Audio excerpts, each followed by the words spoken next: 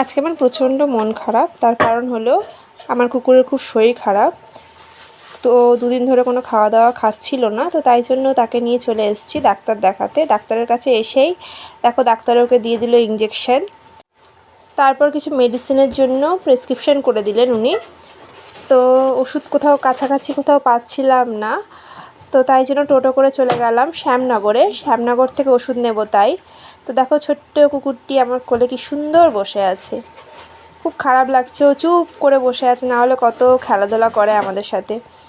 তো তারপর ওর জন্য ওষুধ নিলাম, আর ন্যানপ্রো ওর জন্য দুধ নিলাম, সে খাবে তাই।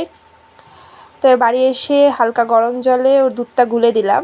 তো তাও দেখো চুপ করে মন মরা হয়ে বসে আছে। জানি না ও কখন সুস্থ হবে। আমারও কিছু একদমই ভালো লাগছে না, কিছু দিলেও একদম খেতে চাইছে না, সামনে খাবার থাকতেও খাচ্ছে না।